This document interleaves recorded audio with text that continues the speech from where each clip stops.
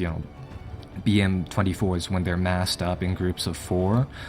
These really high expensive they're relatively expensive. Some of these armor units that you have and some of the AA units you have, you really do want to protect. So with that said, you do want to compensate for the lack of AA capability.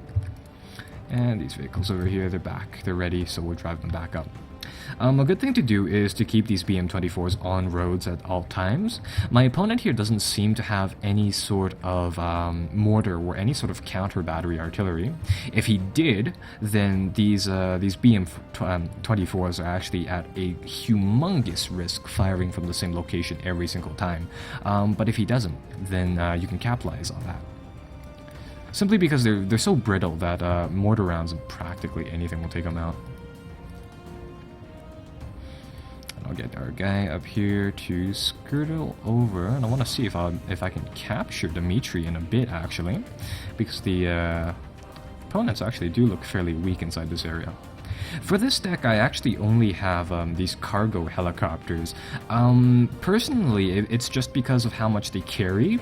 I don't feel as though the trucks get to locations as fast as I would like it with this deck. So I have these M4 Recon cargo helicopters. If you're building a similar deck, you know, it's that part is up to your preference. I mean, I like those Recon helicopters. I think they're pretty neat just in general to look at and to use. But that one's, you know, your mileage may vary. And over here, really don't know how to approach this location. These flames will, they're not cosmetic as in some situations. They actually will do damage to things standing inside them. So I want to use this cover to advance forwards, but I don't want my infantry to group up too much. I see that they have a Martyr Roland over there, which is a fairly expensive air unit, but it's not expensive enough that I feel like calling an artillery barrage on. So I want our guys to continue to just sort of skirt along the edge of this little forest. I can't even tell if it's a forest or not. We've shelled the living crap out of this location, and I think the general tactic for infantry is really to just sort of move up the tank dudes over here up. They need to be stationary to fire their little rocket launchers, but I mean, that's fine.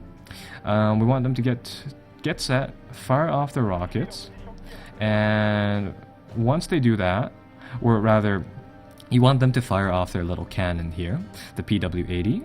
So you want to get them to just sort of stay in location, and you want to bring up the Zanshi to really bait the enemy into attacking, which is what we did there.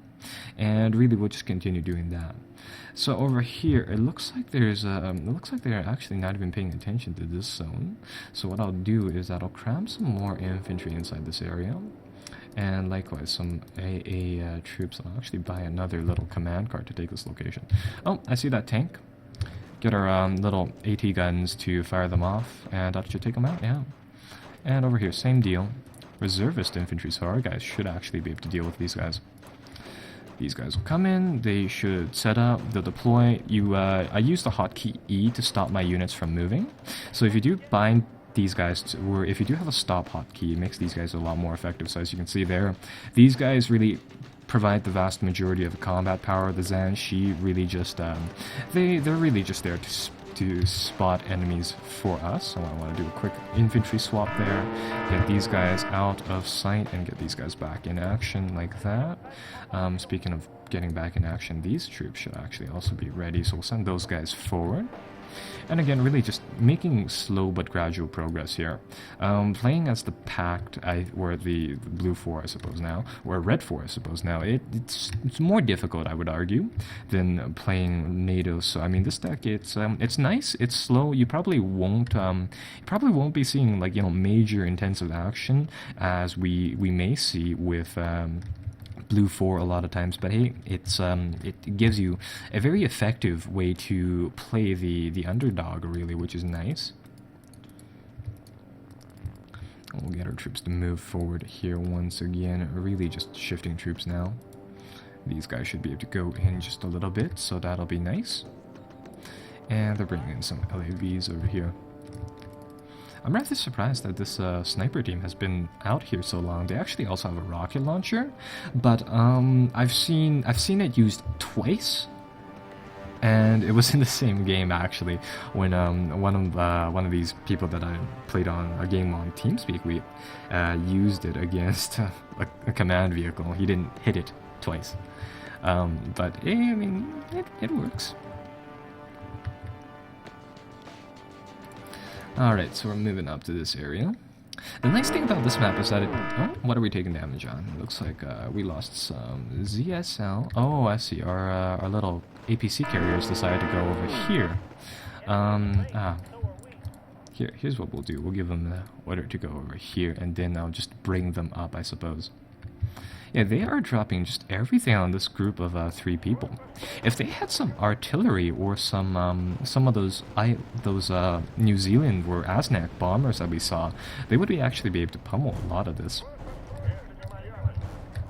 Over here, what I'm gonna do is that I think I'll just try to scoot into center. And as you can see here, I mean, I'm moving up my BM-24s because they do have a fairly limited range, although they can go fairly far. It's mainly that the closer you get with them, the better your accuracy, and accuracy is key here. And what we'll do is we'll just shift our units forward. I want to find out where the command vehicle is inside this area, so I'll get our guys to move forward. I see that VAB, so I'm under the impression that it's a command squad. Oh, yeah, found it. Group de Command, that is a French command squad. Unfortunately, these snipers can be ambushed too. So what we want to do, pull these guys back, get them on the hill. Hopefully they can drop some sniper rounds. No? Alright, well then they will just sit tight on this hill.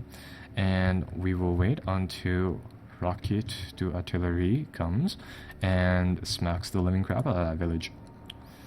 So as you can see here, a few cars can achieve a very, very deadly saturation blast, and again, it clears out one of those cars, and that is pretty much game. So let's see.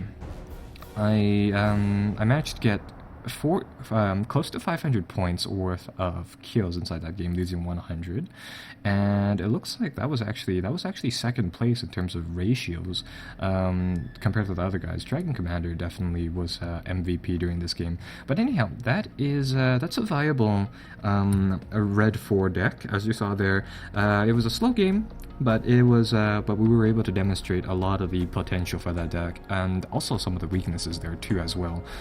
So see you guys next time where we check out another deck.